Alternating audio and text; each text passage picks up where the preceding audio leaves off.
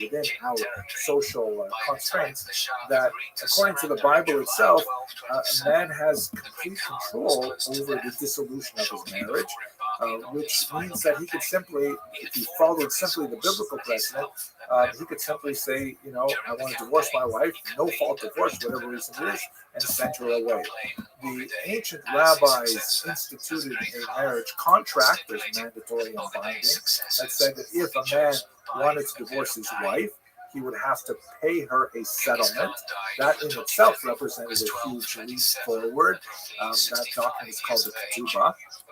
But there was nothing in place to prevent a man from precipitously simply saying, well, I'm going to pay the ketubah and I'm going to divorce my wife without any grounds for it.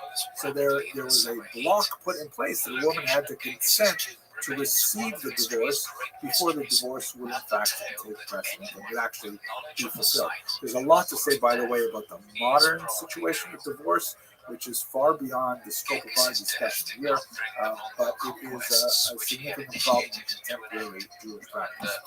Rabbeinu Gershom also enacted, by the way, a couple other really important bans. One of them is the Keren HaYishuv, which literally is a ban on settlement, which allowed Jewish communities to regulate their own populations and to, for example, ban people from coming in and setting up competing industries, ban Jews from coming in and setting up competing Jewish industries, like too many shoemakers and things like this, which was somewhat controversial, but nevertheless at least allowed some economic stability in these communities. He also issued a ban on reading other people's correspondence, so letters that were exchanged at the time, if you weren't the addressee, you were not allowed to read that correspondence. And that had, obviously significant ramifications, especially in the contemporary period where we have electronic correspondence. But nevertheless, Rabbeinu Gershom made these bans on polygamy that had a huge impact, as well as many other takanot that were related to the time. I want to say there's so much more to say about women in general. You can view some of the earlier lectures I've given on this topic if you like, but I would like to just focus on one last, specifically Ashkenazic aspect of the treatment of women. And that would be the very unusual zoomorphic representations of women that we have in some of the things that come out of the Hasidic Ashkenaz culture. We're going to talk more about the Hasidic Ashkenaz in a future lecture, so I don't want to jump too far ahead of myself. But basically, this is a movement very prominent in Ashkenaz in the 12th and 13th centuries.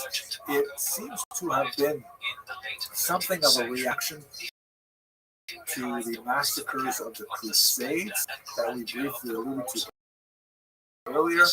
It may also be a social mirror of what was going on in the Christian world to the Franciscan monks who were also developed kind of inward-looking ascetic community at the same time, but specifically looking at women, we see some of the treatment of women, and there's a lot more to say about this looking at the literature of the Hasidic Ashkenaz movement.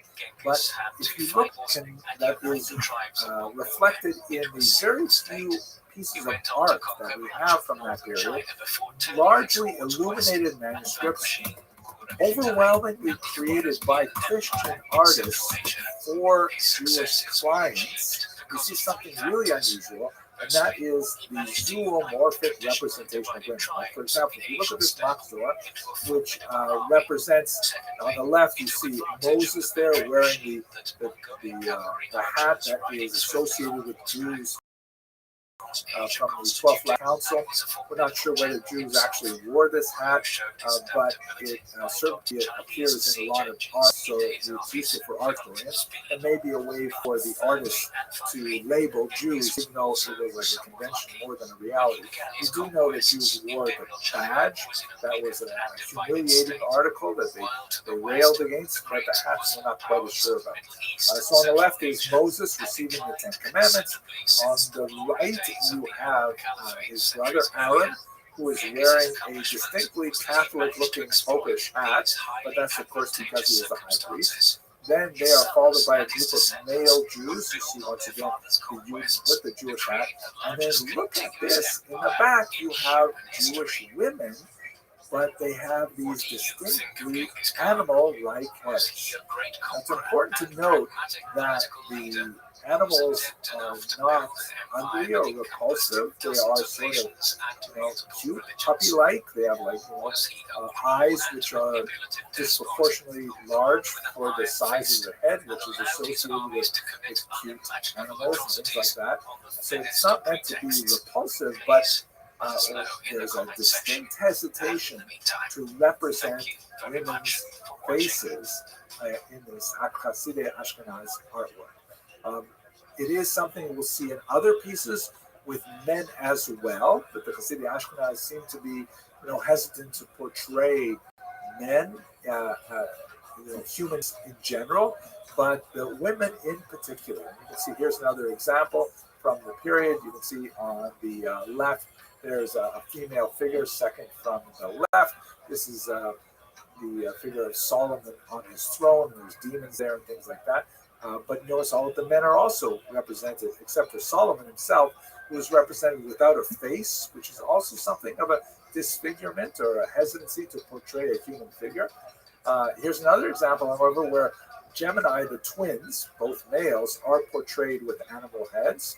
But on the left, you have what appears to be Solomon again, this time with a face. So it's really very confusing. And here's perhaps the most famous example from the period of Hasidei Ashkenaz. You have the bird's head Haggadah, where almost all, but not all, of the figures are represented with birds' heads. These appear to, this is a scene at a bakery where on the left is a Jewish man, in the center appears to be a Jewish woman who has been kneading and preparing the matzahs. On the right appears to be a Jewish boy who is poking holes in the matzah so they bake properly. On the left, the figure holding up the matzah, I always think of him as saying something like, "What? $50 a pound? You've got to be kidding me." But at any rate, this is another example of the Hasidei Ashkenaz and their hesitancy to portray the human form. Okay, so much to say, but I've got to move on. I want to thank you, though, very much for watching this video.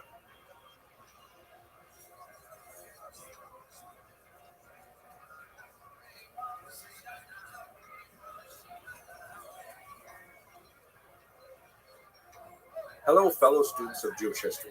So we've had a chance to look at the communal structure of the early Ashkenazi community, and then we looked a little bit about the family structure and gender in Ashkenazi society. Let's now look at the internal, intellectual, spiritual, religious life of Jews in Ashkenaz in the High Middle Ages. So in order to do that, let's first place it into its larger context. One of the most basic ideas of Jewish intellectual history, traditionally speaking, is this notion of the decline of the generations. Theologically, there is this concept that there was a high moment of sensitivity and closeness to God at the revelation at Sinai, and then every subsequent generation represents kind of like a step down as we move in time away from that great event. And for the purposes of scholarship, rabbis have tended to divide these generations into kind of big chunks that corresponds more or less with the major works that they engaged in during their lifetimes and the major kind of activities that they did. So let's look at them, for example. You have a very important generation called the Tanaim, who date basically from about the year 200 before the Common Era to about 200 of the Common Era, and their principal product is a really important compilation of oral law that is based on the oral traditions, go back much further, but it's a really important foundation for the Talmud. Then you have, of course, the scholars of the Talmud itself, the so-called Amoraim. The word Tana means like teacher, Mora means like sayer or teacher. And they're active primarily between the years, they're kind of like ballpark numbers, 200 and 500, not only in the land of Israel, but also in Babylon. You have a couple of other generations afterwards, the Saboraim and Geonim. When I say generation, of course, I mean like groups of generations. And these are basically people who are built on the Talmud as it has been codified. And then you get to our period in Ashkenaz, that's the period of the Rishonim. This term Rishonim means the first ones, and their years are basically from about the year 1000 to about the year 1500. Really important at the end point is when printing becomes a very important technology of information transfer. And there's a lot of fascinating things to say about how that changes, but not for today's lecture. We're going to focus on the earlier part before printing, where we're still in a manuscript culture. So there's the first ones, they're followed, by the way, by the Acharonim, the later ones, and they're basically up until 1900. I'm not exactly sure what we call people after 1900, post-Acharonim, maybe late Acharonim, but anyway, let's focus on the Rishonim. What primarily were these Rishonim who were very heavily invested not only in Ashkenaz but also in Spain and Italy? What exactly were they doing? So there's three basic categories of activity that correspond to the activity of the Rishonim. First, there were those who were commentators. The greatest of all of them was certainly Rashi, who lived in the 11th century, and he is a commentator par excellence. He basically goes to the text of the Bible.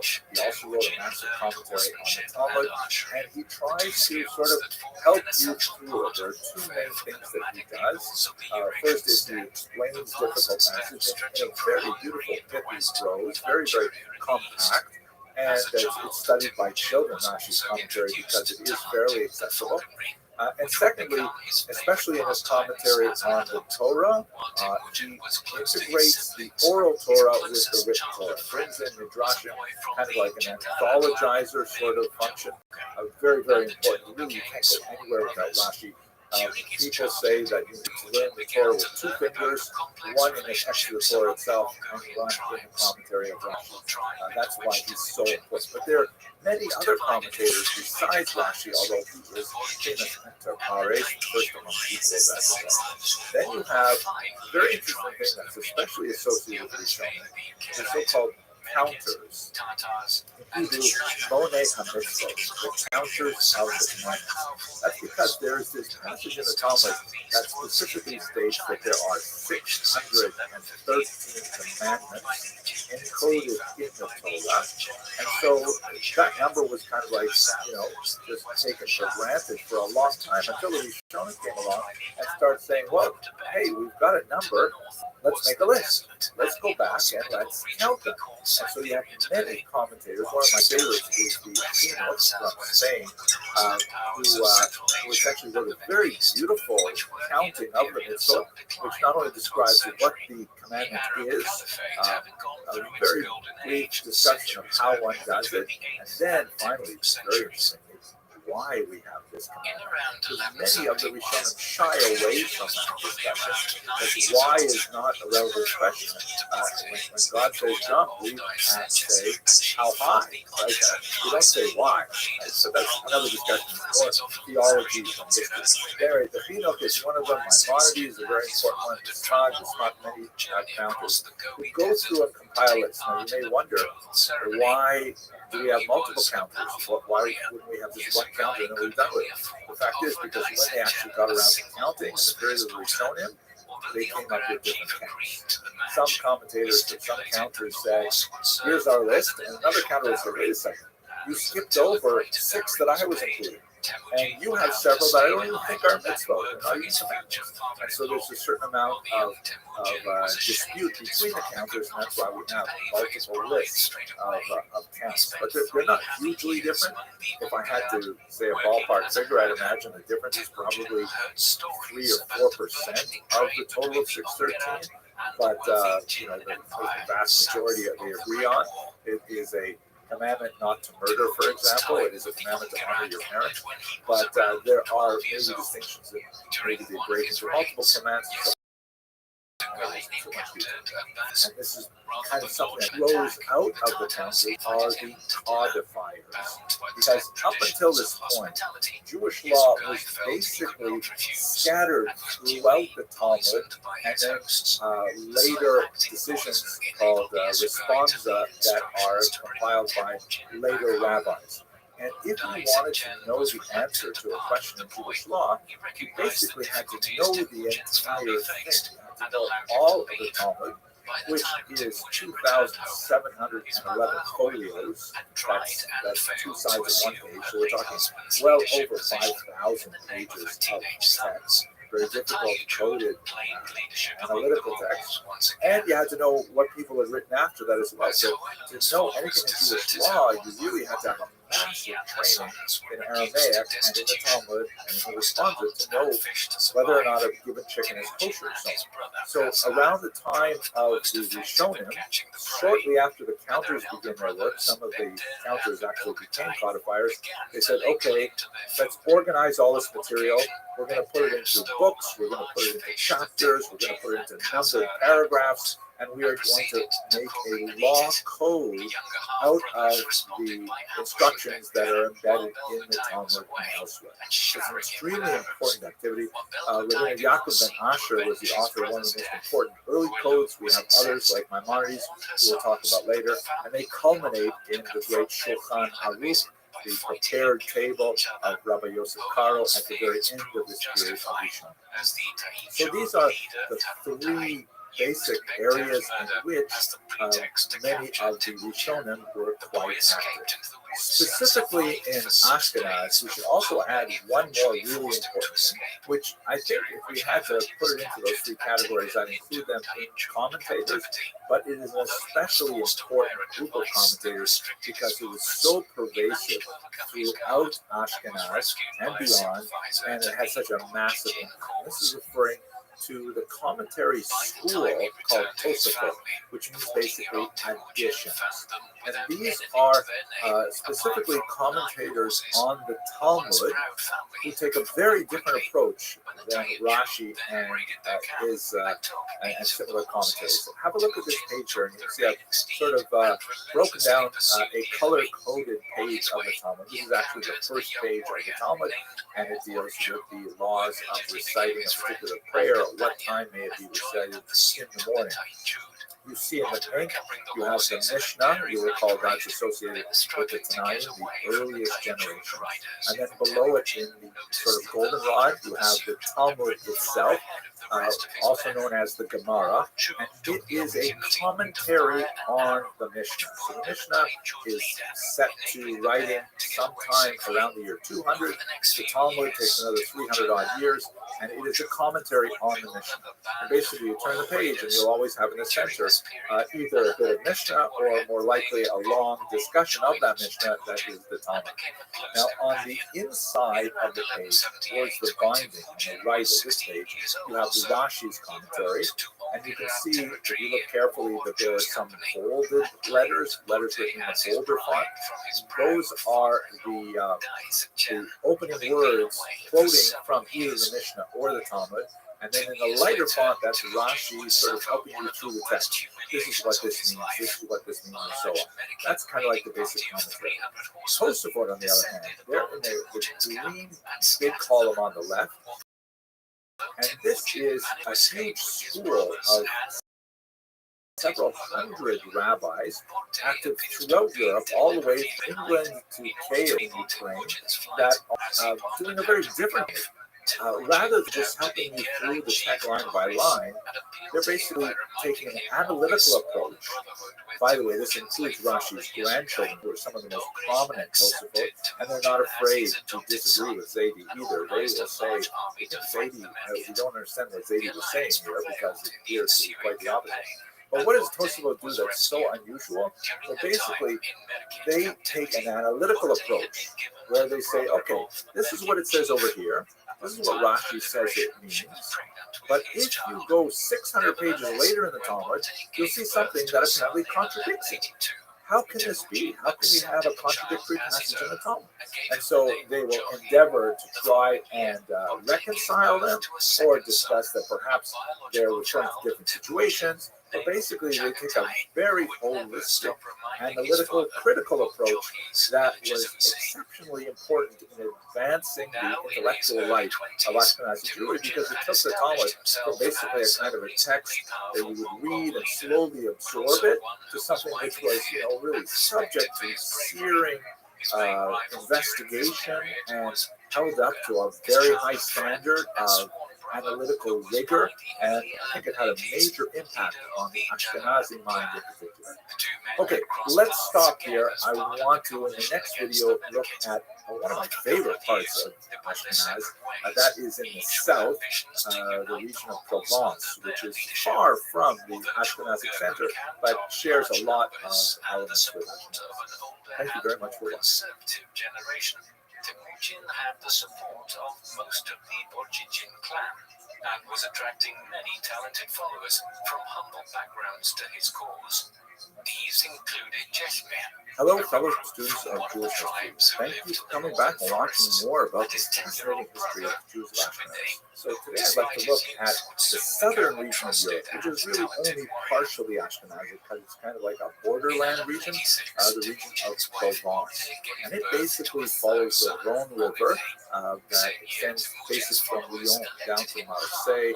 The port is at Arles, and it covers the southern coast of France on the Mediterranean. And this is why it is such a special region, because first of all, there's a certain amount of indigenous Talmudic culture, like we discussed in the previous class in Tosafot in particular. That's kind of like the French school that's active in this region of Provence. But you also have a significant number of Spanish migrants who are making their way over the Pyrenees Mountains into this region and bringing with them a very different approach to Talmudic study, quite distinct from Tosafot in a lot of ways, a great attachment to the legitimacy of the girsa, of the text itself, and a critical method of saying, well, you know, this must be a typographical error, or I shouldn't say typographical, scribal error, and things like that. And also some rather unusual wisdom from Arabic sources that they're familiar with. Aristotle, for example, comes into the region because of the Arab fascination with Greek culture that, of course, is familiar to the Jews in Spain as well. And then as well, you have Maimonides influencing this region, particularly in the period of Ashkenazi culture, that turns out to be a huge controversy. And so let's look a little bit at what's going on in Provence, and specifically through Maimonides. So Maimonides is one of the greatest rabbis of the medieval period. He was born in Spain, but as a very young man, he and his family had to flee because they went through an unusual period of Islamic revivalism that was much more intolerant of Jews than previous generations had been. So he made his way across the coast of North Africa. He ended up settling finally in Egypt, and he was pretty much set on being a Talmudic scholar, although he had also studied in university in Tunis and elsewhere, so he had significant medical knowledge. However, his older brother David, who died in a shipwreck, losing all of the family wealth and leaving Maimonides and his mother alone. So Maimonides had to say, okay, well, that's it, I've got to go into some kind of business. So he turned his mind to medicine, where he ended up becoming an extremely successful physician. He was actually the chief pediatrician of the harem and very much involved in the royal Cairo. He lived in nearby Fustat, and he's a fascinating individual. He is paradigmatic in the sense that he represents one of the greatest figures of Spanish Jewish culture, being both fantastic as a scholar in Judaism and being very active in his chosen field of activity, in this case medicine. That's something that happens quite a bit with the Spanish Jewish figures, not so much with other cultures, but at the same time it was quite exceptional. And he was not afraid to disagree with lots of other rabbis, which sometimes got him in difficulty, as we shall see in a moment. So what kind of things did Maimonides write? He wrote several types of works. First of all, he wrote in his youth a very valuable commentary on the Mishnah, which we discussed a couple times ago. He also wrote significantly in Arabic lots of medical writings, which are still valuable in study today. He letters to far-flung Jewish communities, giving them instruction, because early on he was recognized as really the leader of the Arabic-speaking Jewish world. And then he wrote a very fascinating philosophical text called The Guide for the Perplexed. I'm going to go into a little more detail about that in a second. But what's especially fascinating for our purposes is he wrote a massive work called the Mishnah to follow the lecture we just had a couple of episodes ago. We talked about the codifiers, but he was an early counter and a codifier. He counted all the mitzvot in his Sefer HaMitzvot, the Book of the Commandments, and then he codified all of them on a much larger scale than most other codifiers in this huge book called the Mishnah Torah, massive compendium. And this became a huge hit. He wrote it in Hebrew, a fairly accessible Hebrew, unlike his Guide to the Perplexed, which was written in Judeo-Arabic and very philosophical in nature. The Mishnah Torah is really written at about middle school level, so it's quite widely studied to this day. Now, the controversy that erupted around him comes out of Provence. Once the Ibn Tibbon family settles in Provence, they start translating lots of Judeo-Arabic literature into Hebrew and making it available to French Jewish scholars, because the French Jewish scholars are not able to read Arabic.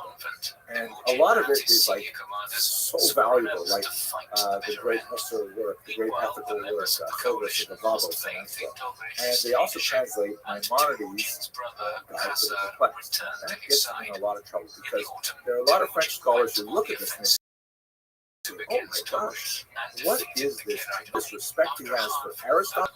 Aristotle is not even Jewish. How can we rely on this pagan Greek author and so on? And they criticize Maimonides for being overly reliant on Greek wisdom. Secondly, they're really quite upset because he wrote this huge book and it has no footnotes. So in other words, there are all these controversies in the Talmud. This rabbi says this rabbi says the opposite, and Maimonides simply rules who he thinks is correct. And he has a system for deciding that, but he doesn't provide the background to the discussion. So people in Provence accused Maimonides of being arrogant, whereas Maimonides' defense was he wanted to make this as accessible and as transparent as possible for regular readers. You don't necessarily want to dive into all of the back and forth and minutiae. You want to make it much simpler for them. And he was certainly not expressing arrogance, although he did have a very grand scheme for the Mishnah Torah. So what ended up happening in 1232 is that somehow the Dominican friars got a hold of Maimonides' book. It's quite possible that they were denounced to the Christian group by Jews in Provence, and then they were burned at Montpellier. An incredible thing, burning the books of Maimonides. 10 years later, of course, the church would find that burning Jewish books is actually a positive thing, and there will be a much larger impact burning of wagon loads of Talmud, precious manuscript versions of Talmud in the year 1242.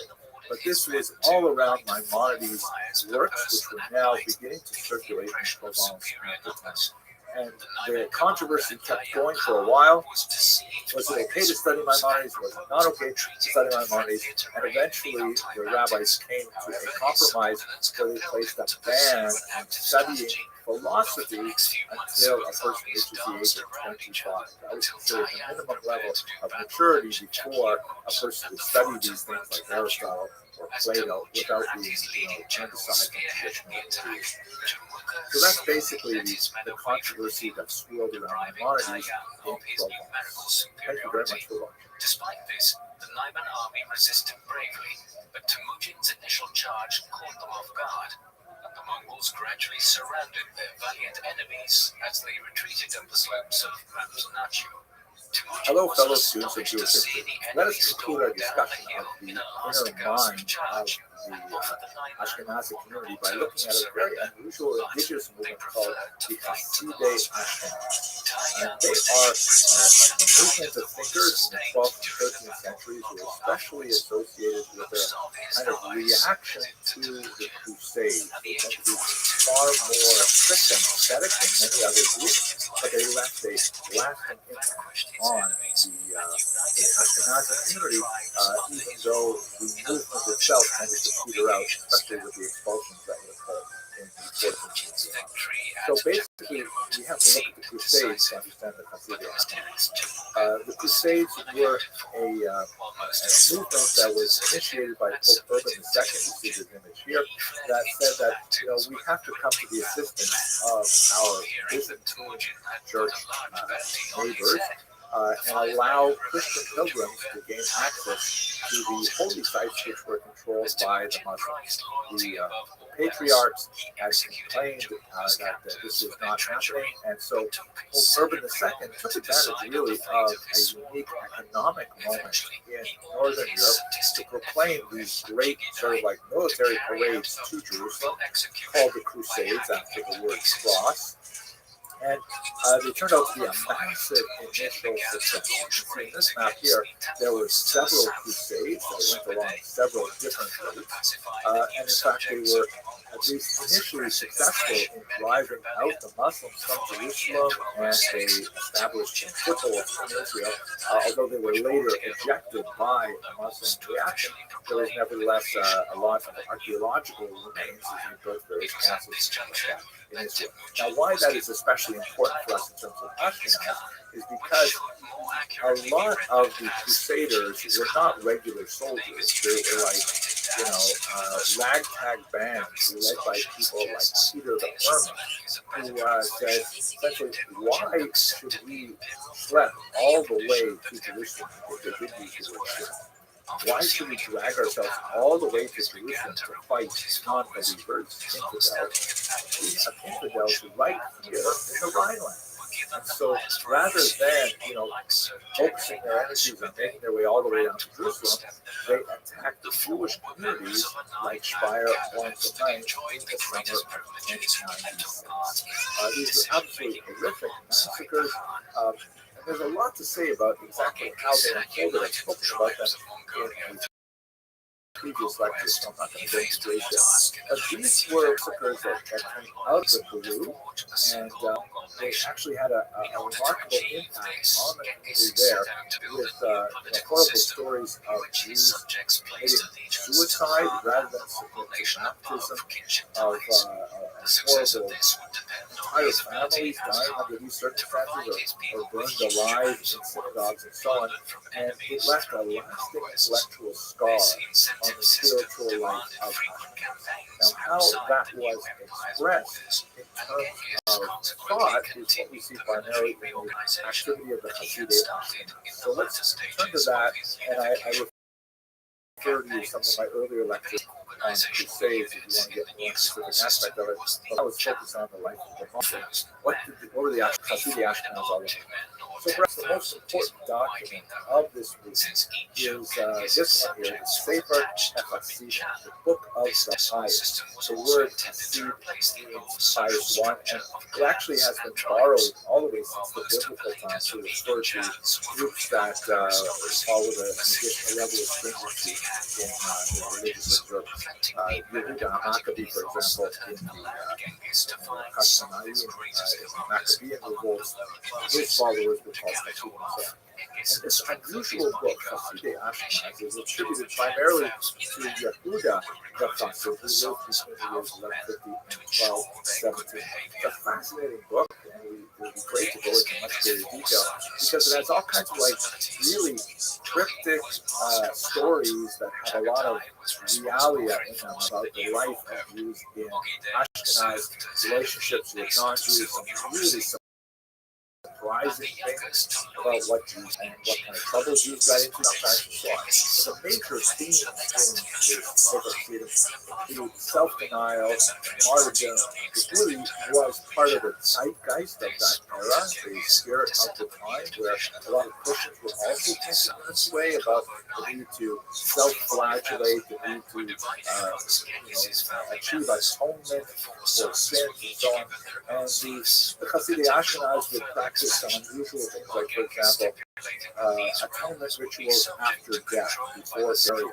Like a person would say in his will, I would like for my coffin to be dragged through the street so that the humiliation atones for my sins in this world, that I can be buried and spend less time in Gehenna. These kinds of things. So it's very much associated with this period of time. And its movement was short-lived, but nevertheless the ideas endured. We did look up in a previous lecture on women at some of the iconographic representations of the Sefer Hasidim, or the movement of Hasidei Ashkenaz in illuminated manuscripts military get a little bit of a regulations sense of what's going on. concerning the mobilization Okay, of armies, with that, I the think we'll duties of conclude. We're going to officers, move on to another topic in the next lecture, but thank if you they very much failed for to watching. carry out those duties. With regard to taxation, Genghis gave generous exemptions to religious leaders and foreign merchants, while the Khan maintained his Hello, traditional fellow pagan students beliefs. of Jewish history. Let us continue our discussion of the history of the Jews in Ashkenaz by looking at the impact of the church, particularly in the crucial 13th century. This is a period when the church was ascendant in its conflict with temporal powers and there's jockeying for power. The church begins to really get a major leg up in the 13th century. The Crusades were a major step forward for the church's authority and power and its ability to unite all of Europe under a single cause. Of course, that's all of Christian Europe, which is basically called all of Europe. The Jews were not necessarily so thrilled with the Crusades, and then there would be other issues as well. But for the most part, the notion that the church should have authority over kings was something that really showed its peak in the 13th century. How does that relate to Jews? Well, let's just have a look at a couple of pieces of art to illustrate this, and then we're going to look at liberal theology and specifically look at the reign of Innocent III, somewhat ironically named Pope of the early 13th century. This is a classic representation of what's called the Ecclesia et Synagoga depiction, the church and synagogue. This is an example from the Notre Dame Cathedral before it was burned down, and I wonder what it looked like when they restored it. But basically, this is a piece of monumental architecture, which was essentially a kind of visual text for illiterate peasants who would be able to come to the cathedral and would be able to understand something about the nature of the church and its relationship to Jews and Judaism. This was in many ways a kind of a visual expression of something called the doctrine of witness that we've discussed in previous classes, but let's go into a little bit more detail today. So you have two female figures, symbolically representing on the left the church and on the right the synagogue. The reason why the church is always on the left, which is normally the weaker side in Western thought, is because these images are often placed in the context of a view of the crucifixion, the passion scene. So the crucifixion happens in the center, and the church, which is on our left, is actually on the right of Jesus, and the synagogue would be on the left. So that's why the left is representing weaker, and so on. So here you can see on the left the church, and there's a few key features. She has, for example, her crown is on her head, properly installed. She's holding on to a chalice. She's got a staff that represents authority and power. And contrast this with the synagogue, which is typically without a crown or a crown falling off her head. She is typically blindfolded, meaning she's unable to see the truth of Christianity. In this image, she is dramatically blindfolded by a serpent that covers her eyes. Obviously, harkening back to the original sin and the book of Genesis. Her staff is broken, indicating that the powers are failing. And she is holding the commandments. It looks like there's actually quite a few more than 10 here. I see 4 tablets, which makes me think there's like 20 commandments. We have enough. Okay. But she's holding them in a very weak way, indicating that she's not even holding onto her own religion well. It's going to fall out of her hands. And there are literally hundreds of examples of this Ecclesia et Synagoga in medieval art. You see a lot of it in the 13th century onwards, when the church is especially strong and is broadcasting this message to say, in general, that the church is favored. The Jews, who you might have heard of them as the chosen people, forget that stuff. They are no longer chosen. It is the church that is ascendant and demands your loyalty. Here's another example, a powerful one from Spain. Here's one that shows a very beautiful, clear-eyed, visionary woman on the left representing the church, and on the right, a haggard old crone, once again blindfolded with claw-like hands holding onto the tablet. It's meant to be one of appeal for the church and disdain for the synagogue. And here is one that is from Strasbourg, that is one of the most famous. Sometimes these are called the Strasbourg sisters. And it's interesting because the church is shown here kind of like looking daggers at her sister. And I think it's a rather unappealing kind of image. Like you don't like her; she's very judgy, so to speak. And synagoga is a much more graceful kind of form, but she is in an attitude and a posture of decline. She's literally falling away from the rock, which indicates the collapse, decline of Judaism. All these things, I think, give a very consistent message. Here's one that's just shocking in nature. This is a stained glass window from Zerben, Germany. Here you can see the full crucifixion scene, and on our left you see the church sitting on a tetramorph, like the four-headed animal, which is kind of like evocative of the book of Ezekiel, and a hand descends from heaven and places a throne on her head. The synagogue, on the other hand, is riding a donkey or a mule, a sterile animal, holding onto a ram's horn, which is on the one hand, a reference to the binding of Isaac, but in this context is viewed as a sign of the carnal nature of the Jews being trapped in the whole cycle of sacrifices and blood and things like that. It's meant as a criticism, and the usual symbols like the blindfold and the broken staff and the crown knocked off the head, but I think what's most dramatic is whereas the church gets a hand descending from heaven and placing a crown on the head of the church, the synagogue gets a sword driven through the top of the skull, which is pretty nasty and hard to mistake the intention there. So these images are really a medieval expression of doctrines that were developed hundreds of years earlier, starting perhaps with Justin Martyr, shown in this image as Justin the philosopher, who was in the 2nd century, and he has some dialogues with a rabbi named Trypho, not the Tarfon that is mentioned in Pirkei Avos.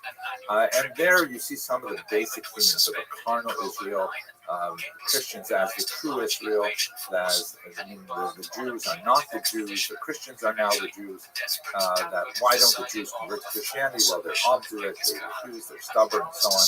We see it also in St. John Chrysostom of Antioch, in the 4th century, who was one of the pioneers of the adversus Judaeos tradition, that is the idea of using sermons to specifically attack the Jews and to kind of defend Christianity, especially for a lot of new Christians who are not exactly sure what is Christianity all about. I mean, as you're trying to adopt a new religion, how do you do this religion? And if there's any awareness of the connection between Christianity and Judaism, so people say, well, Jews rest on Sabbath, and Chrysostom in particular railed against these kind of practices.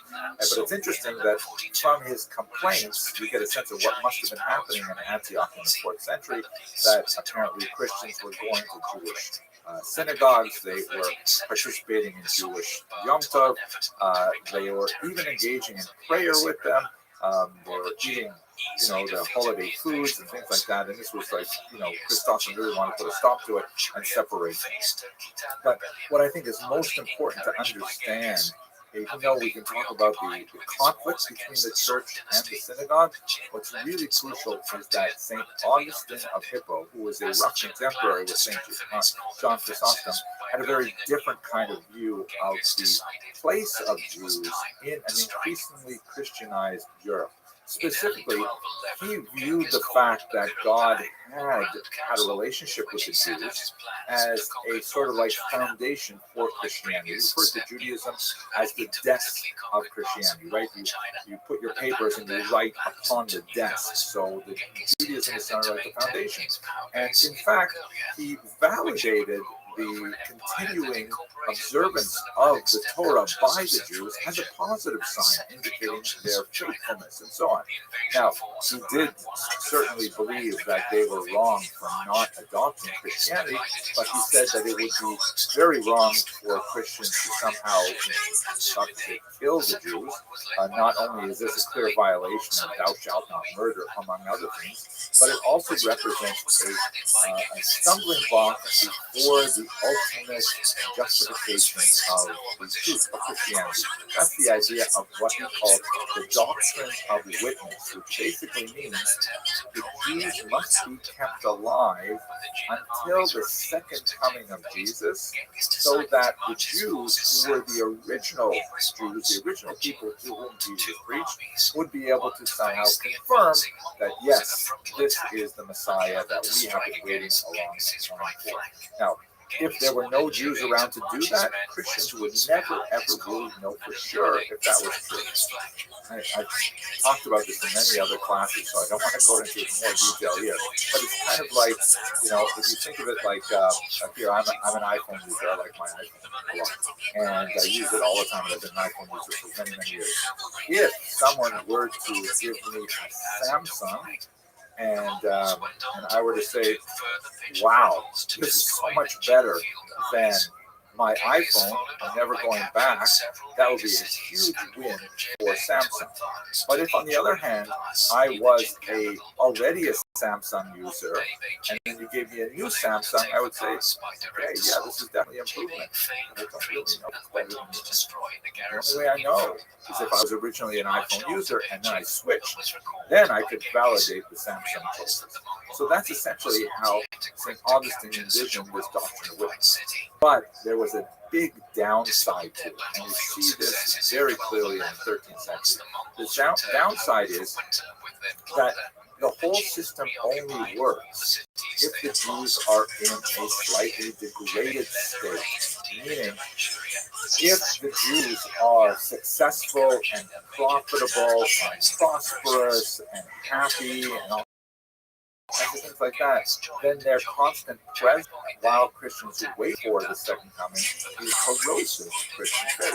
And people would say, well, wait a second, why do we do it? Like, why aren't we eating meat during Lent? I mean, the Jews are eating meat and they look pretty happy, So all kinds of things like that. It only works, the whole doctrine of witness only works if the Jews are socioeconomically on a lower status, and that Christians see that, they're being continually punished for their obduracy, for their refusal to accept Christianity, and then when the Messiah comes, then they'll be able to confirm his sins. Now, this is actually not so bad in many ways. As one of my teachers, Professor Alan Davies at the University of Toronto, said, in many ways, the church preserved the Jews for 1,500 years because this allowed them a space in Augustinian doctrine to exist in Europe as a minority. It made it difficult for them to excel, and anti-Semitic legislation held them back as a result, but they were allowed to exist, and in fact it was considered a crime to do anything to harm them beyond that ill-defined boundary. This brings us up to the 13th century, and we'll conclude with a discussion of Innocent III. He reigned from the years 1198 to 1216. He represents in many ways the high point of medieval church power. One of the ways in which he expressed his power was through the Fourth Lateran Council that met in 1215, that issued a whole slew of anti-Jewish regulations, because he felt that the Augustinian doctrine of witness had kind of like ignored the prosperity of the Jews. And he felt that the Jews had to be put back in their place, and he instituted all kinds of negative anti-Jewish legislation in the church, perhaps the most significant of which was the imposition of the Jewish badge, in order to prevent the communication of Jews with non-Jews and the development of a civic society in which relatively equal. He said Christians have to always be aware that Jews are separate, and he demanded that they wear some kind of indication of their separateness on their clothing. In some places, this was a round badge called a ruel, that was a sort of a reference to the coin that Judas received for betraying Jesus. The name Judas and the name Jews sounds very similar. It's easy to kind of associate them in that way. But in other places, different symbols were used. Sometimes it was in the shape of tablets of law, sometimes in the shape of like a drawing of a pig on it. And there's a significant amount of debate over the possibility of the use of a Jewish act. We know for sure that the Jews in medieval art were depicted with these strange sort of triangular hats, but it's not clear if this was simply a convention of art and artists as a way of labeling people as Jewish, or whether it was actually something that Jews were required to wear. But anyway, this is the period of Innocent III, and relates very much to the next subject we're going to discuss, which is unfortunately the advance of very significant Jew hatred in the 13th century. Thank you very much for watching. As his comrades, Bukhari also sought to consolidate Mongol control by acting magnanimously towards his defeated foes, and he had methodically subdued much of northern China. He died in 1220. Hello, fellow students of Jewish history. It would be totally inappropriate for us to discuss the history of medieval Ashkenaz without looking at the subject of medieval anti-Semitism, or would be a more appropriate term for this period, medieval Jewish. Let me just take a couple of moments to talk about anti-Semitism in general, and then we're going to focus in on the medieval period and the unusual forms that anti-Semitism took at that time. I think one of the most fascinating things I've ever learned about the history of anti-Semitism was just something that has pretty much occupied my mind since I first personally encountered it as a 14-year-old kid. And that is his quote from Jean-Paul Sartre, who immediately after the war published this very important small book called Restream, Reflections on the Jewish Question. He wrote, "Si le juif n'existait pas, l'antisémite l'inventerait." If the Jew did not exist, the anti-Semite would invent it. And I think at its foundation, this is one of the most important things to know about anti-Semitism, is that it's not about the Jews, it's about the anti-Semites. The Jewish problem is not a problem of the Jews, it is a problem of the anti-Semites who are trying to use the Jews to explain the challenges they have in their personal lives, in their society, and so on. That's why you see anti-Semitism quite often associated with misogyny, because many anti-Semites, male anti-Semites in particular, are also upset with women for whatever reasons there are. And you also see that anti-Semitism tends to be especially strong when there is social flux, when there is rapid technological change or social change or political change, as we see unfortunately in our own time as well. So anti-Semitism basically does not have to make sense except in the mind of the anti-Semite. And it's a fascinating psychological phenomenon in that, people can invent these massive, bizarre sort of QAnon conspiracy theories that, even though they are patently absurd, they'll never hold on to them because it supports really basic things that they hope are true. So the term anti-Semitism, by the way, is a modern term. It was coined by this man, Wilhelm Marr, in a book that he published in 1880, and he wanted to find a polite term as an alternative to the more vulgar German term Jew hatred, Judenhass, or Judenfeind. And so he borrowed a term from linguistics of the late 19th century that was beginning to knit families of languages together. And he said, I'm not anti-Jew, I'm anti-Semite. I am against the Semitic peoples, which also includes the Arabs and so on, but it's not really concerned about the Arabs. It was just kind of like a veneer to try and hide the ugliness of Jew hatred. So that's where this term actually comes from. But one of the most fascinating things about this anti-Semitism is that it actually describes many different types of hatred. That one of the most powerful aspects of anti-Semitism is its ability to adapt to very, very different societies and cultures and historical considerations. Many scholars believe there are 4 distinct periods of anti-Semitism. Let's go through the first 2 very quickly, then we're going to focus on the medieval period. So classical xenophobia is the first stage. This is basically when the Jews are hated, distrusted, because they are different. And what I think is especially interesting about this is that although it's not nice to be hated or distrusted or so on, it's pretty normal. It's something that all human groups experience as, people try to categorize the world around them, and they'll make these grand sweeping assumptions about all people who look like this, who come from this place, who speak that language must be bad, must be good, must be better, must be worse, and so on. And so Jews are, victims of that just as they are undoubtedly perpetrators of that. This is kind of like a basic normal human phenomenon. You see it, for example, in the Arch of Titus, which was a big memorial arch that the Romans erected to celebrate their victory over Judea in the first Roman-Jewish war, and it depicts Roman soldiers carrying off spoils from the temple. So, it's not nice, and it's not really complimentary to Jews, but it's not really like a pathological kind of hatred. It's, all societies, when they win a war, tend to create monuments to celebrate their victory, and the losers simply have to put up with it. So that's what we basically see in the Greek and Roman period. There's a lot of distrust of the Jews observing the Sabbath, of not eating pork, of requiring circumcision, things like that. Then you get to the medieval period, which we looked at in the last video in a little more detail. This is where it's really more of a debate between churchmen and rabbis. It's kind of a theological debate.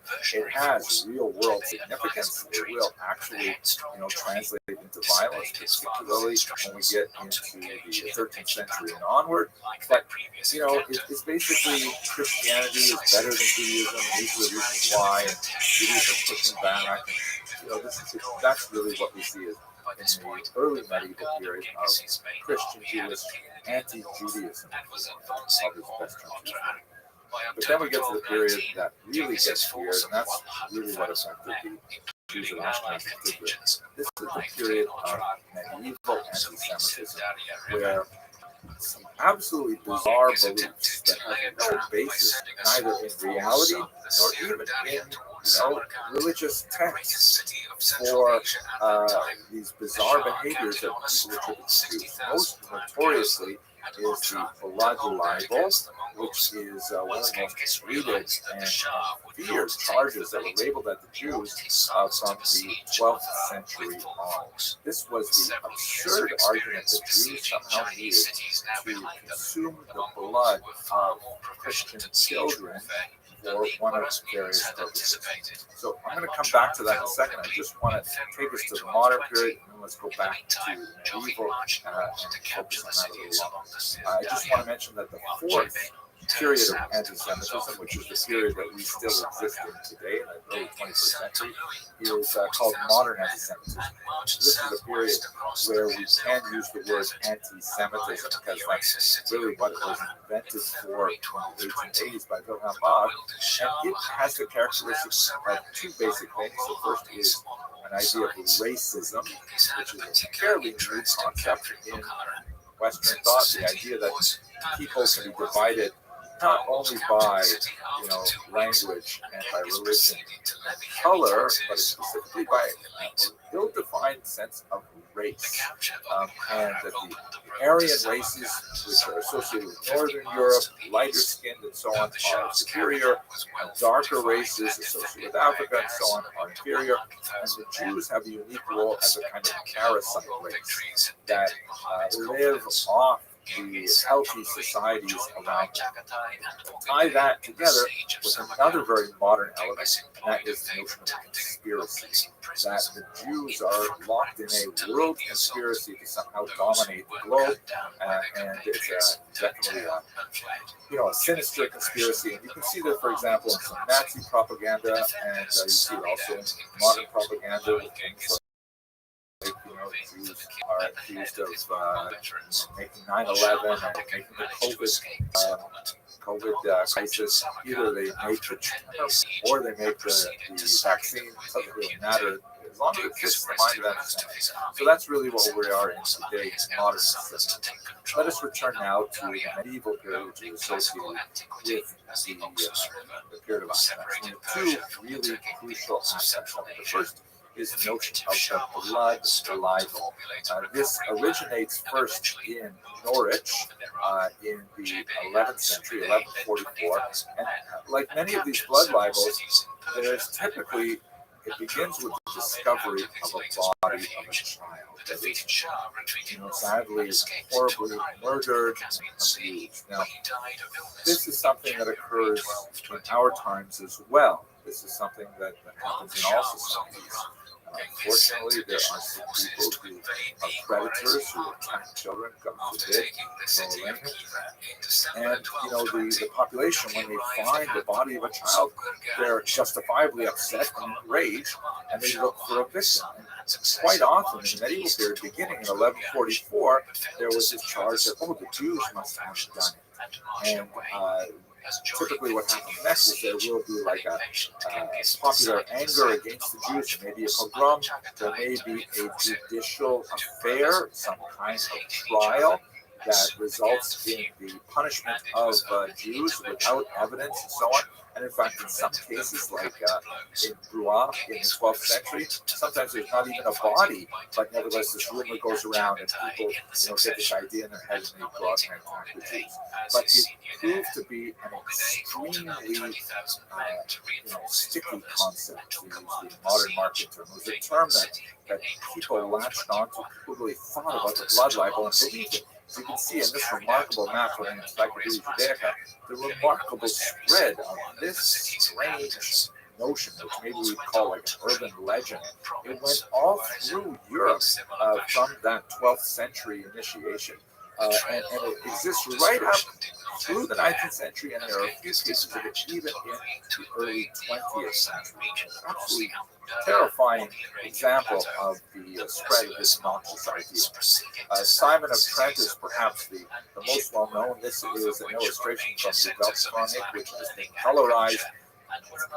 Bizarre, but you can see that the child is a 15th century example. The child is held in cruciform position, and he's undergoing some symbolic wounding that's meant to kind of mock the crucifixion of Jesus. He's being circumcised because, after all, Jesus was circumcised, and the blood is being collected there by Jews. They're all labeled with the ruel, the round badge,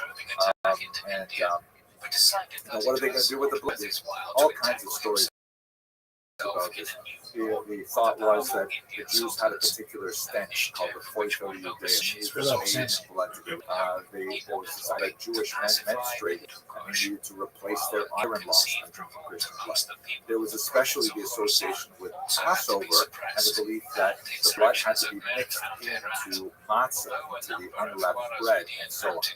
And these things are, of course, all absurd. I think one of the most fascinating ones is the idea that the Christian blood was a fertility ritual that actually, ensured that women would conceive.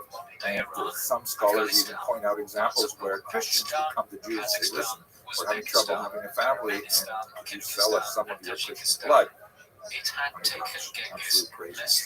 But nevertheless, it is important to note that the higher levels of the church were consistently against this blood libel.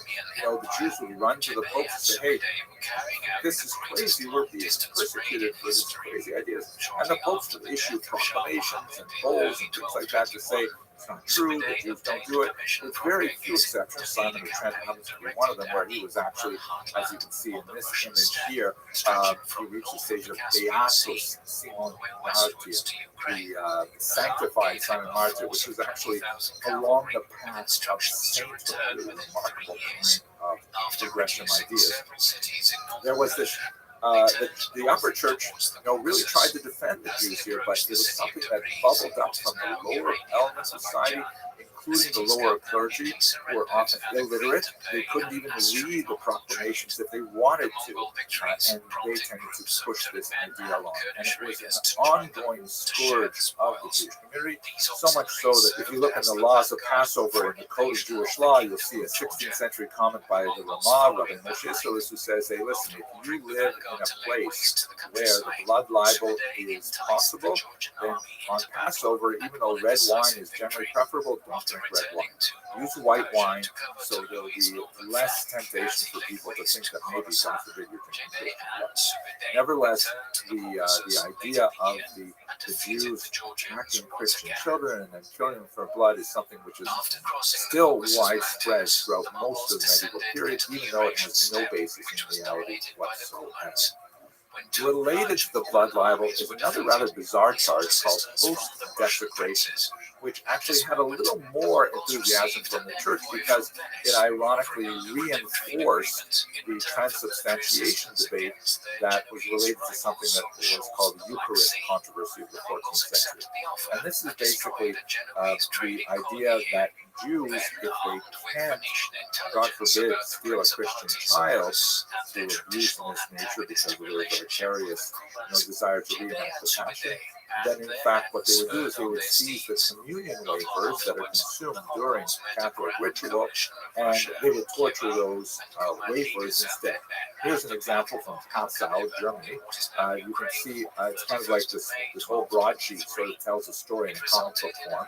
So you can see on the left, there is a Christian accomplice who's usually involved in these stories, both the blood libel and the post-desecration. And he's gone into the church and he is scooping the communion wafers into his bag. And then in the second panel, he's selling them to the Jews. You can see the ruelle there that clearly identifies them as Jewish.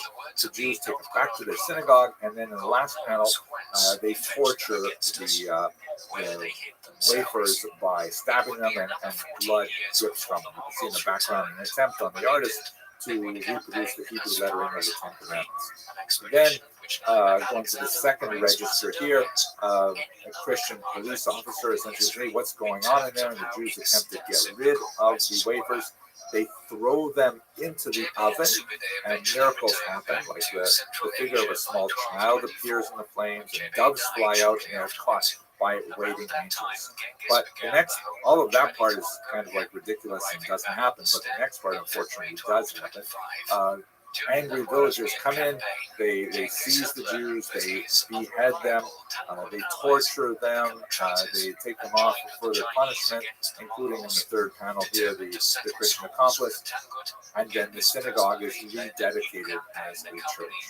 These kinds of things, the post-desecration was also quite prevalent in Europe. It takes a little bit longer because it borrows from the ritual murder charge, and you begin to really only see it from the 13th century and onward, but it also spreads in many Catholic regions. One ongoing question I have is, why was it not popular in France, as you can see from this map here, but nevertheless very popular in East Central and Eastern Europe as well as in Spain?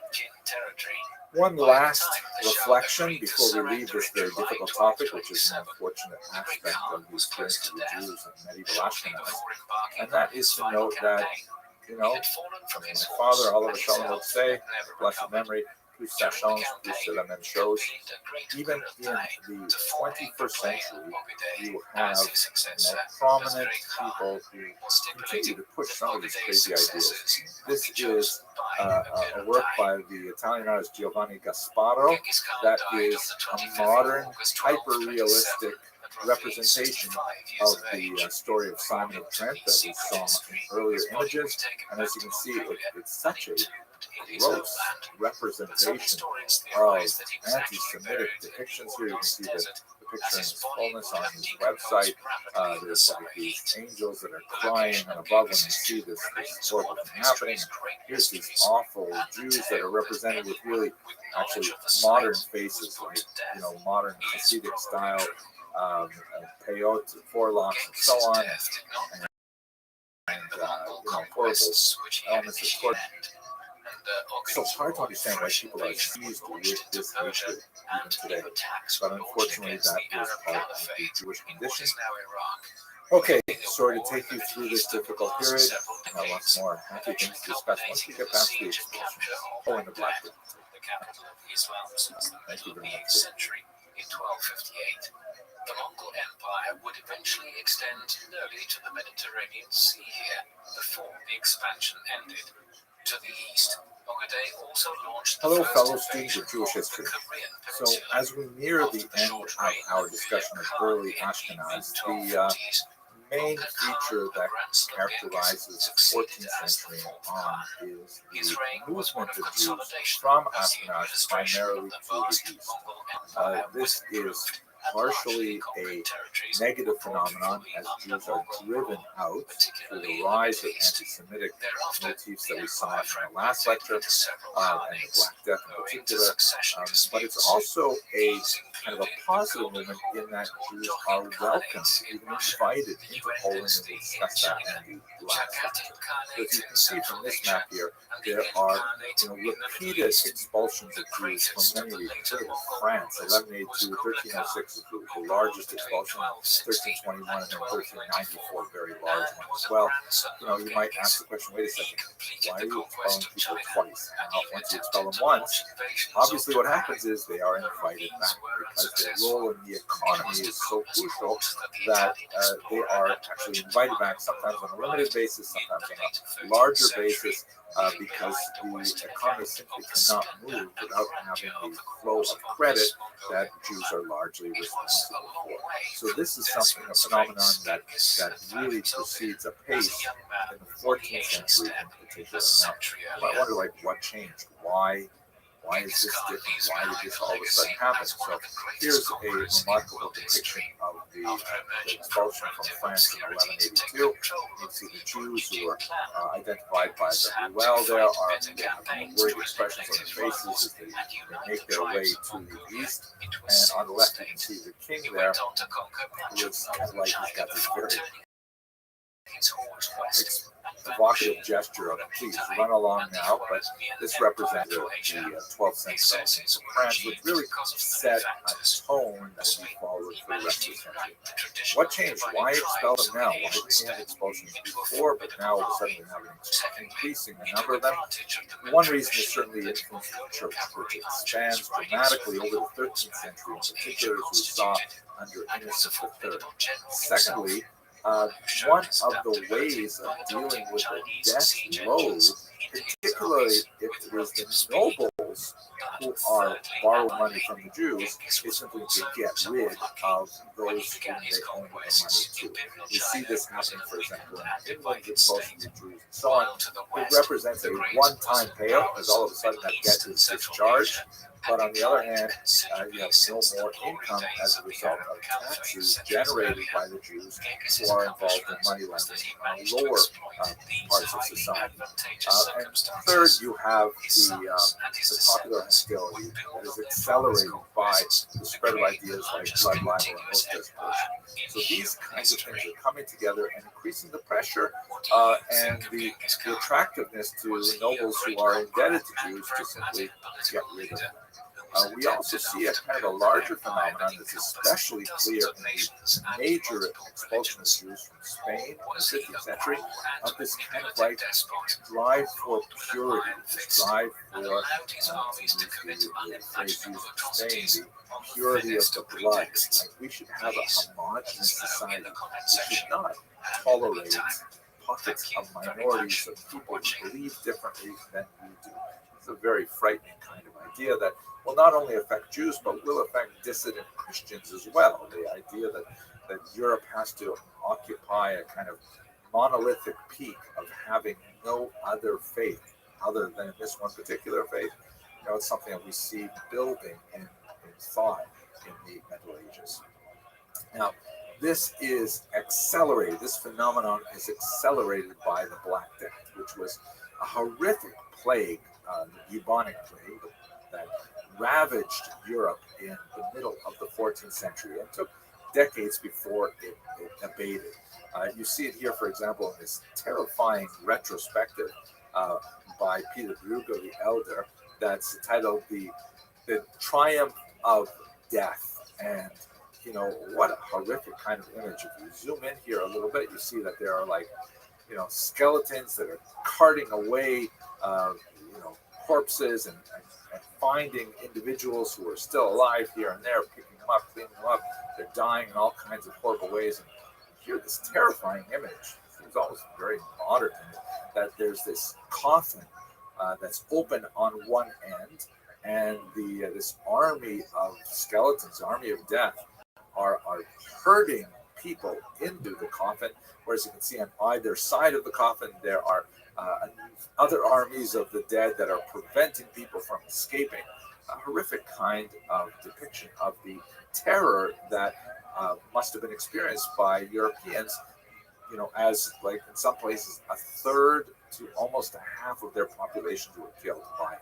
And we see this also expressed in more anti-Semitism, in the sense that people were looking for, who do you blame for this death? And you have all kinds of interesting Christian movements, self-flagellants, for example, who were walking around literally whipping themselves, thinking that God wanted their atonement through pain, and that would take away the Black Death and so on.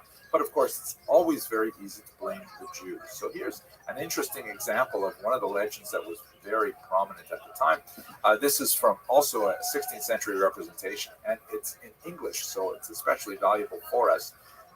This is a depiction on the left of a Jew, and this is printed, around the time of Shakespeare.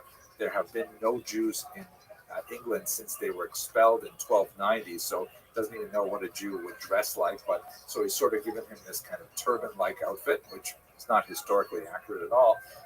And what he's done is, as this particular English depiction will describe, he's made a pact with lepers to collect some of their diseased skin that's been shed through their Hansen's disease.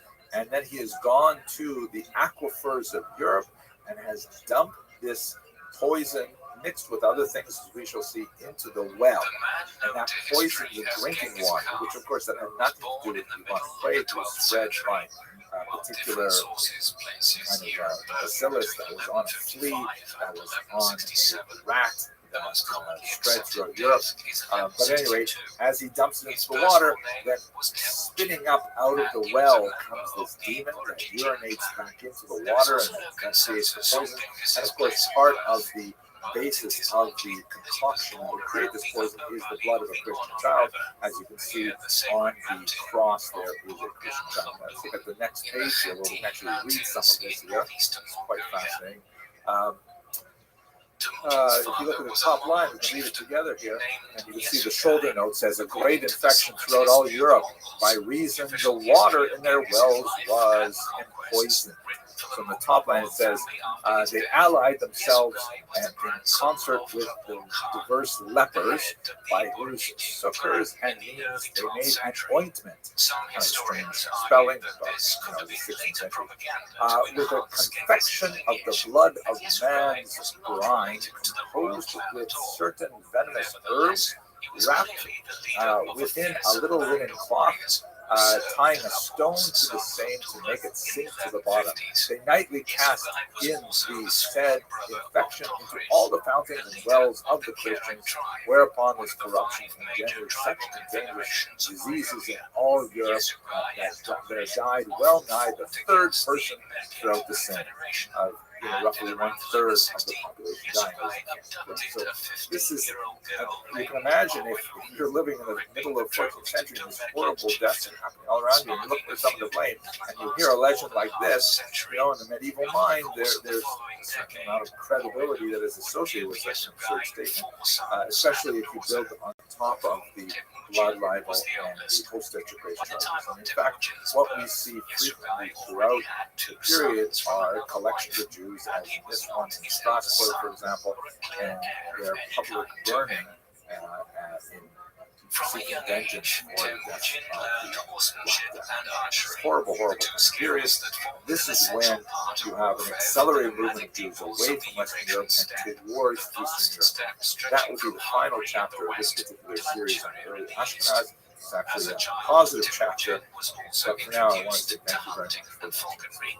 Which would become his favorite pastimes as an adult.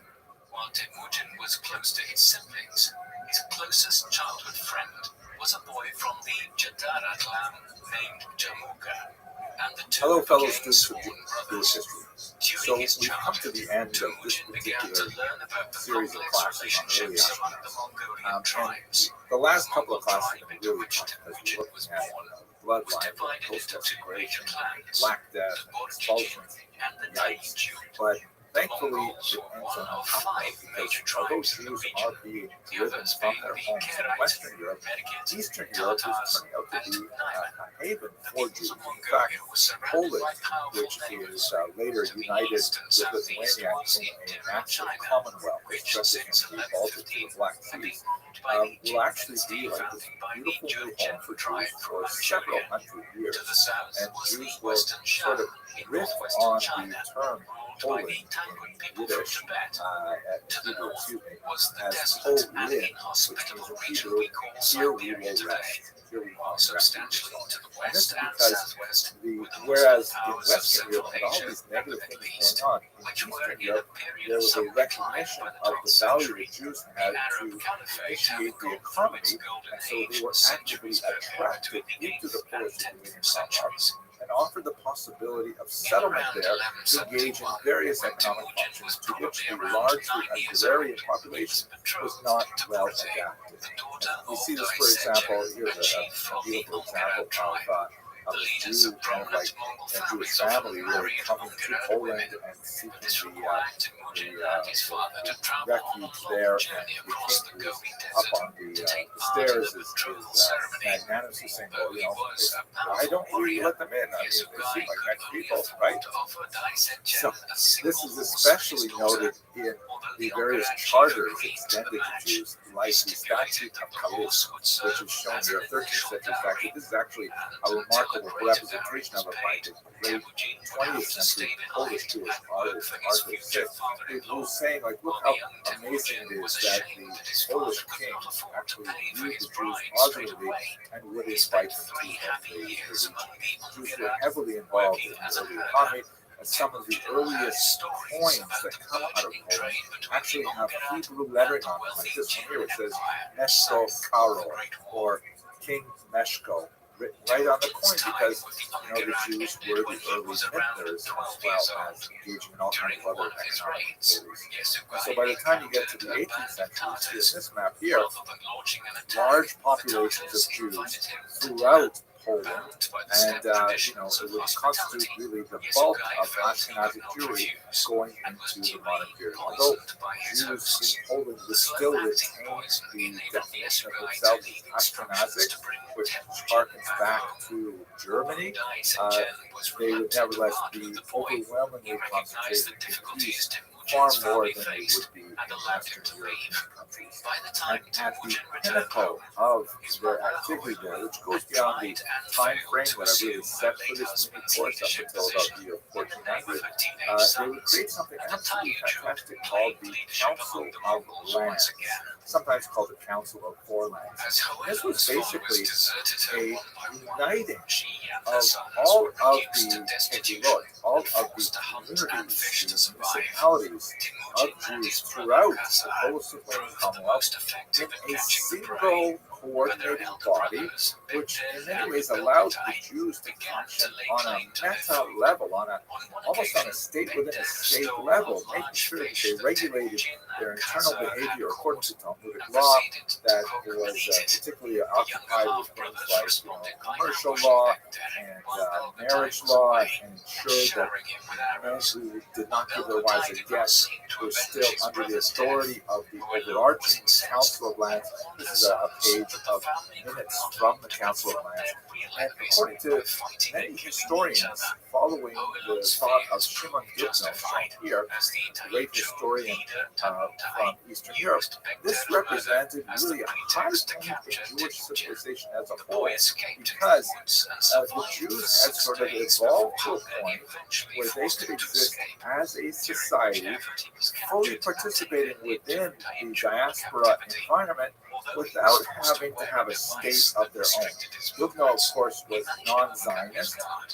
He lived at a time when Zionism proved to be an extremely powerful phenomenon, and most Jews actually supported Zionism. But he thought that Zionism actually was a step backwards for the Jews. The Jews had already evolved past the need for a state, that they could maintain their communal existence without connection to a state.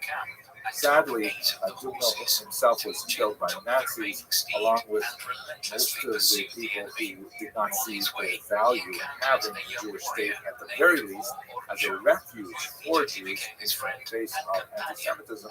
But nevertheless, it's fascinating to think about what the Jews could achieve within their diaspora environment under the Council of Lands. And that takes us to the end of this particular section of classes. I hope you found this mini-series useful, and I wish you tremendous success in your journey studying Jewish history. Thank you very much for watching. Enabling the pair to get away safely.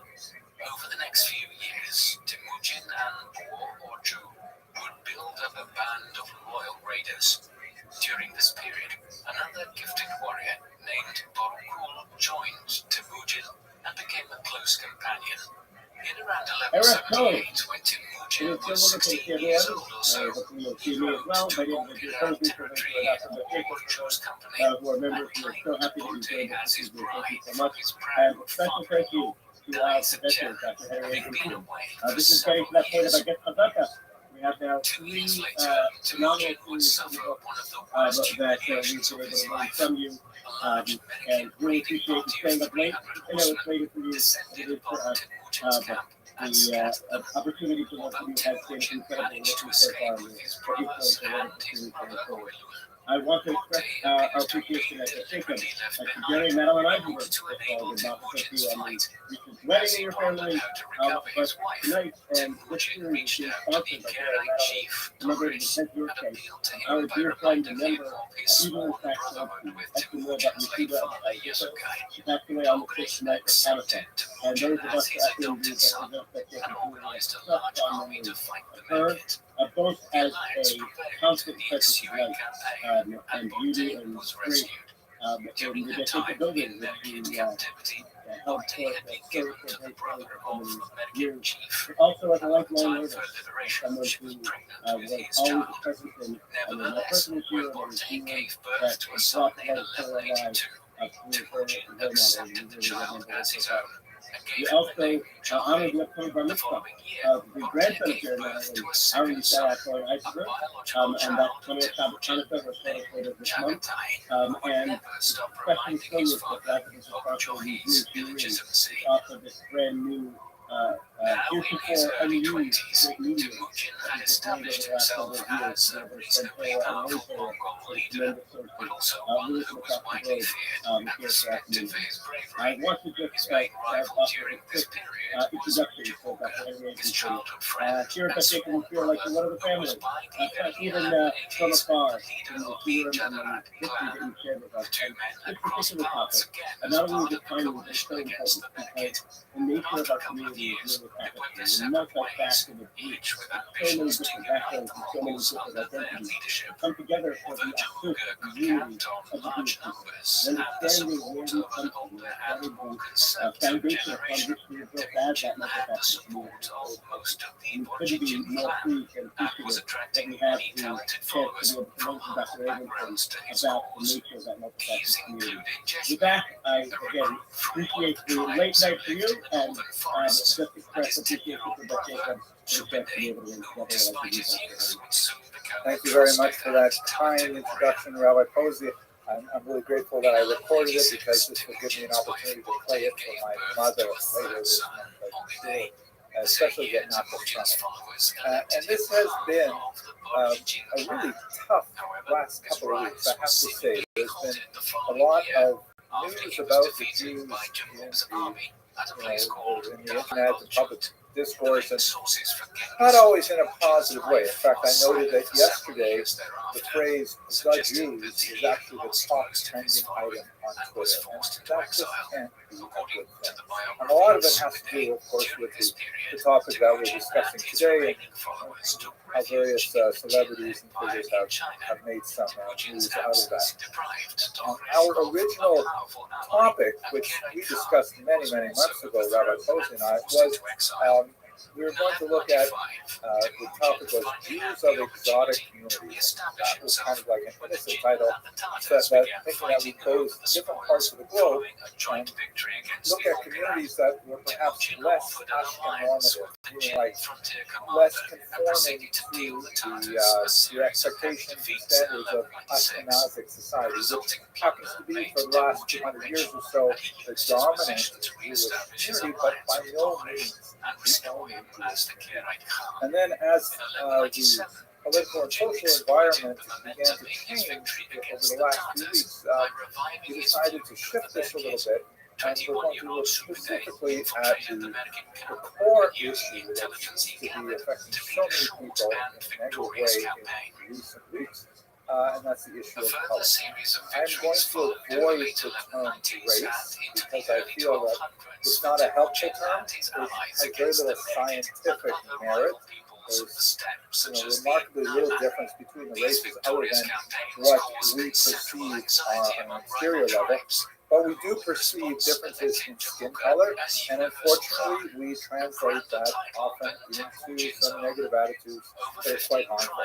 And I'd like to look at the issue of Jews of color, the history, the long and really important history of multiple communities of Jews of color. Today, we're going to start with the dominant society, actually, and we're going to look at the fact that Ashkenazi Jews have a color, and it happens to be, in our society, a fairly valuable color. It's white eligible, at least it has been since about the 1940s, and hopefully we'll explore exactly what that means over the course of this lecture. But it is by no means the only color, and it is probably not the original color. As one of my colleagues at the university, a very inspirational Jew of color that I interviewed to get some sense of like, what is your experience like? How should I go into the stock? She said to me, "You're going to have a very hard time explaining to Ashkenazi that Jews weren't necessarily always Ashkenazi. They weren't always necessarily white." And that's the material that we're going to look at today. And then the plan is that we are going to obviously touch on the issue of Jews of color in contrast to Ashkenazis today. But next week we're going to focus on the Jews of Africa in particular, and the week after that, in the final lecture, we're going to look at the Jews of Asia. All fascinating, very old communities with remarkable histories, and I hope that you'll enjoy it. So why don't we start with the first question, why is this even relevant? And I'd like to point you to a passage in the remarkable itinerary of Benjamin of Tudela.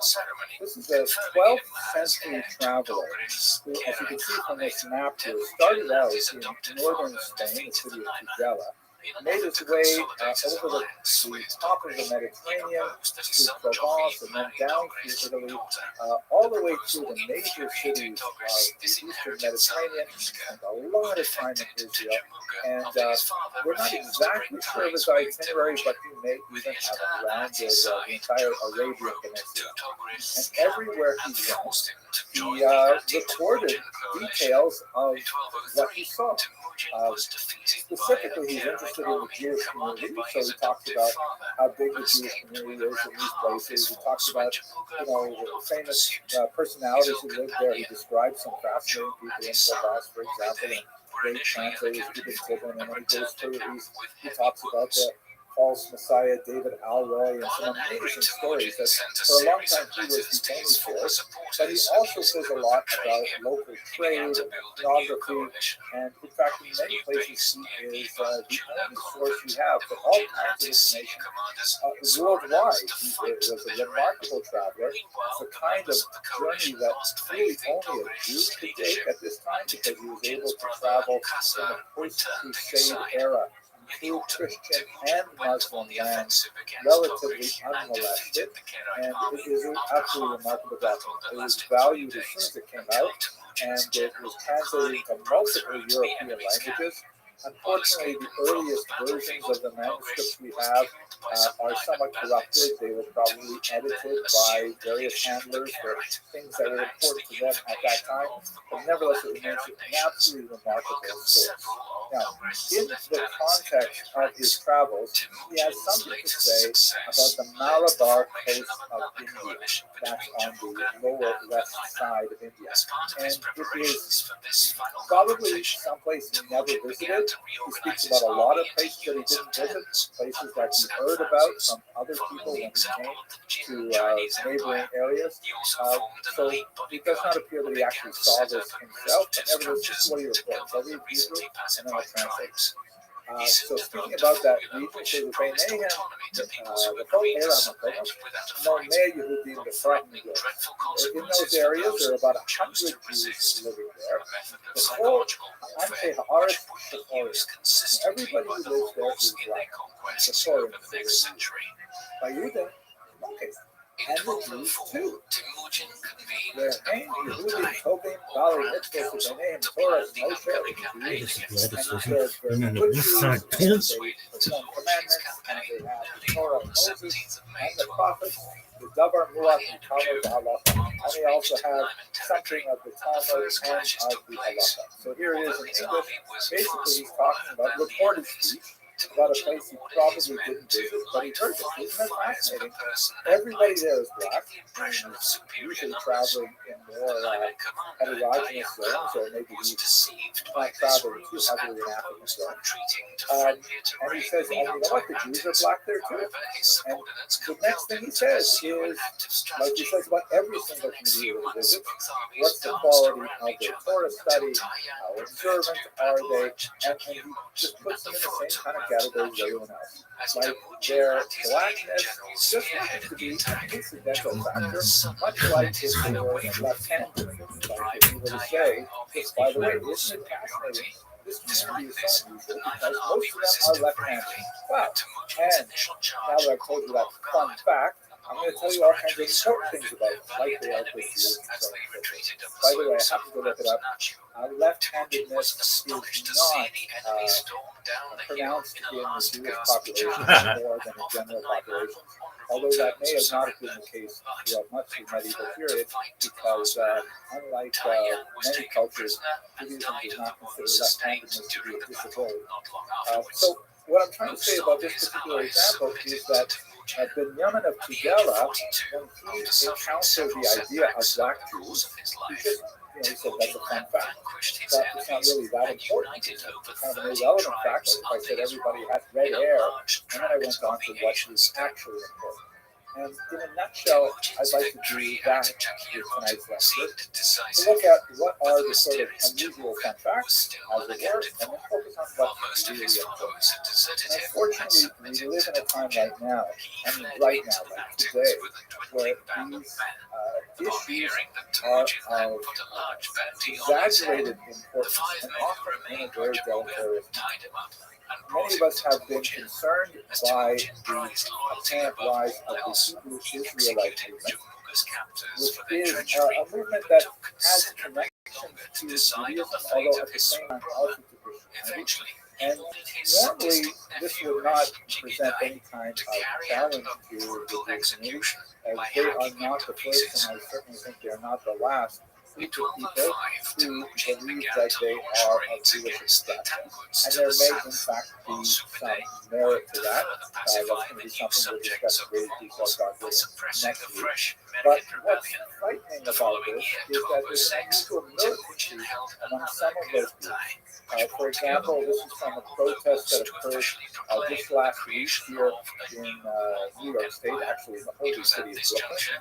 And these are some of the flyers that were distributed. You can see that the argument that many Hebrew Israelite groups maintain, not all, I should say many, I should say some, they argue that they are in fact the quote-unquote real Jews, and the other people who call themselves Jews, which basically means Ashkenazi Jews, are in fact imposters. And more than that, there is a kind of like an evil motive behind these imposters who have striven to disgrace the true Jews.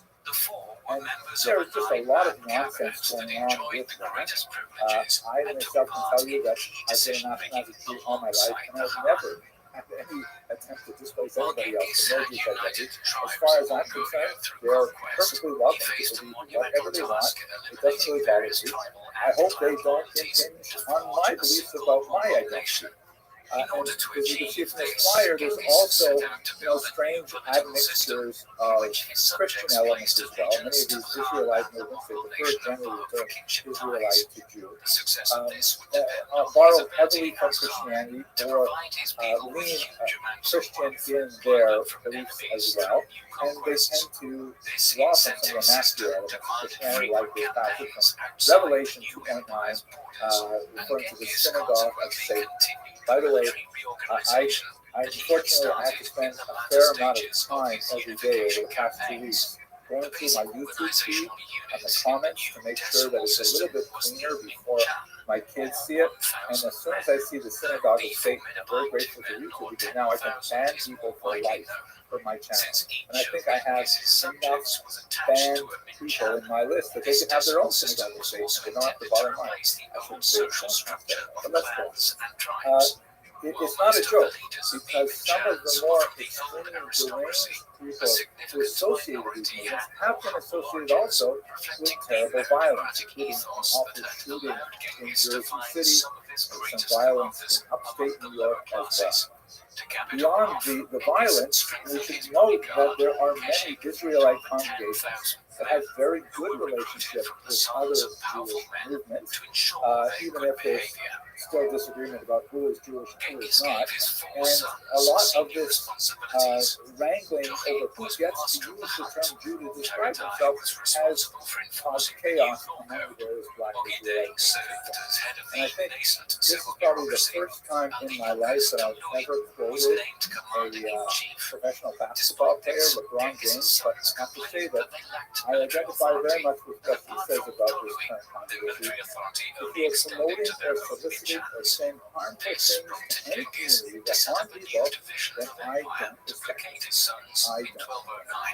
And I think it would be great if we all step back and listen to the wrong James' wisdom, because the temperatures are rising far too much. I usually specialize in history, and I spent a lot of time in 1922, which is not a area that I get trouble with historians using when I talk about it. So let's go more into the actual historical data that bring together. So here's an important question. And it is certainly important, once again, if you judge by my YouTube comments box, because everybody seems to want to argue what color Jews were originally.